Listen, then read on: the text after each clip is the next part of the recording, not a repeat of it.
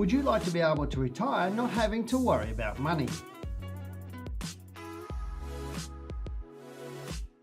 Hello and welcome to this week's Share Market Report. I'm Dale Gillham, the Chief Analyst here at Wealth Within.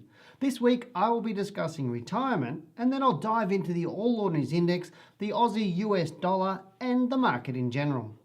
If we're an advanced society, how is it that so many people struggle financially?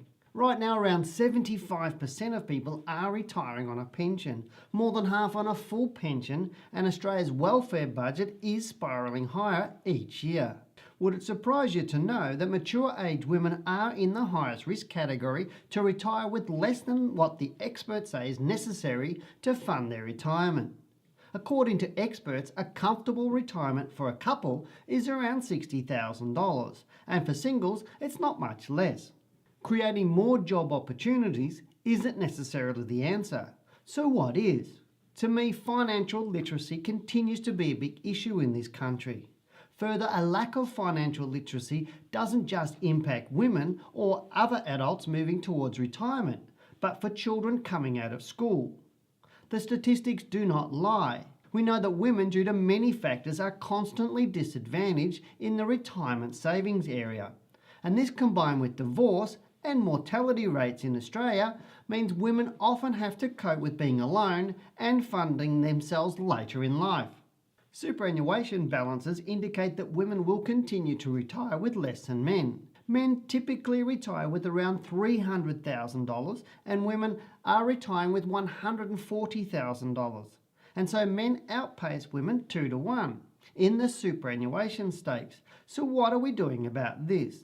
ASIC, in conjunction with the Office for Women, have developed the Women's Money Toolkit, designed to assist Australian women to plan and manage their financial future. While this is a great initiative, the government does need to continue to develop more opportunities for women to access information and gain training around wealth creation. But we need more than that, as attitudes must change, particularly towards women in their 40-plus age group. Women want financial education, and their families need to encourage and support them to build their knowledge.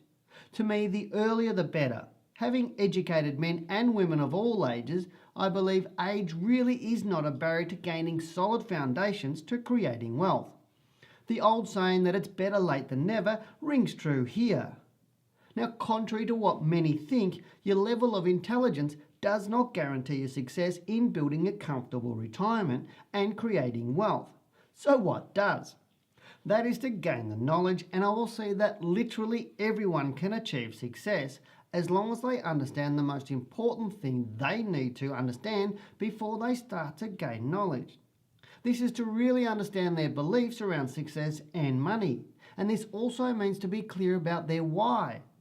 Without a strong why and understanding of what you believe about success and money, people simply either do not start or they give up quite quickly. Beliefs can either help or hinder your success. Your why is the key to your success, as it will drive you to seek the knowledge to build your wealth. For most people, the drivers are family, lifestyle, and/or a challenge. Let me ask you, what drives you? Remember, it's your money and your choice.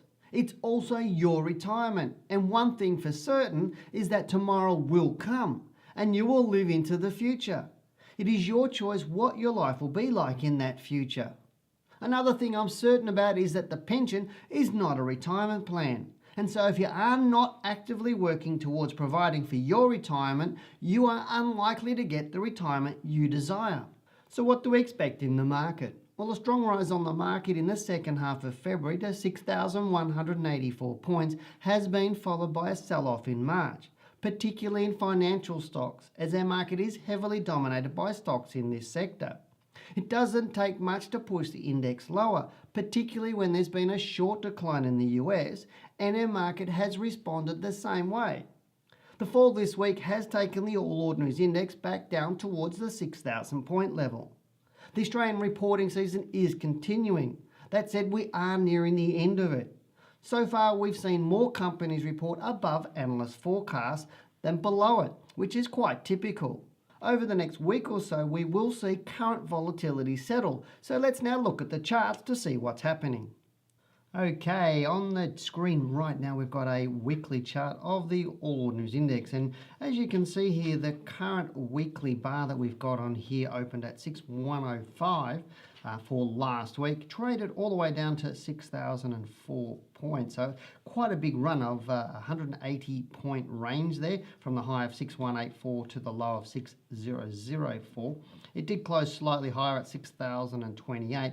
Importantly here, if I zoom this up a little bit, what we're seeing here is on the screen here, you can see how where it opened there was the little mark on the left-hand side, and the close was the little mark there on the right-hand side. So importantly, that means that this week we should see a little bit more bearishness on this market here, because it has closed significantly lower than it opened up there, and also the closes in that little bottom third of that current bar, or that last week's bar. One thing, other little thing I wanted to share with you here is obviously the range between this low here back in June 2017 through to the high in January here. We may be going down into the yearly low on our marketplace. If we do, as I mentioned in one of my reports a few weeks ago, that's not such a bad thing. If we're going into the yearly low now, just means we'll be more bullish into the second half of this year. But if we're not going into the yearly low now, we will start to rise up quite soon, and above that high of 6,256 points that you can see there, where my pointer is on the screen now. We will break that to make a high, and before we come down into low in the second half of this year. Right now we're in that month where we're going to know the actual answer. If March is a little bit more bearish and we do see more of a move down, then we'll know the answer here, and we'll start to see some volatility in a couple of weeks in our marketplace. So it may pull it down quite quickly if it does do that, or as I said, if we're a bit more bullish, it'll actually rise up quite quickly. So either one of the two things are going to happen. Right now, by the looks of this, I think we might spend another 1 or 2 more weeks down here. We possibly may go below this level here of 5887.3, but it really does remain to be seen, because we need to confirm it. Right now, sit out of the market. To me, it's not really the time to be buying into shares now. It's about looking at what is going on and then preparing for what you need to do moving forward. What you see on the screen there is just me measuring that range from that low that I mentioned in June 2017 through to January high. And you can see here how the weekly bar the other week, on the week ending the 9th of February, actually traded down to that 5887, which was about 61.8% retracement of that whole range. Now that is enough for a yearly low, but I'm not necessarily thinking it's probably a bit too early for a yearly low. That's why I'm thinking we could drop down a little bit further, maybe drop just below that. I wouldn't suspect or expect it to drop really much below that level if we are moving into a yearly low. But as I said, if we do start to turn around this week and start to move up, then it's highly likely we'll go through that January high, make a little bit higher then, and then we'll start to move into our yearly low in the second half of this year. Let's go and have a look at the US dollar, the Aussie US dollar. And you can see that I've just done exactly what we had there last week. And you can see here that there was quite a lot of resistance around that 81 cents to 81.5 cents there US. Last week we moved down around about 3 cents US. You can see that closing at 77.6 US cents as opposed to the high of 80 cents. So it is going a bit lower. So far, that was the week before. Last week, as you can see there, this is a monthly chart. I apologise. I'm on a monthly rather than a weekly chart. So that was February I was just talking about. March so far, we opened at 77 cents or 77.6 cents.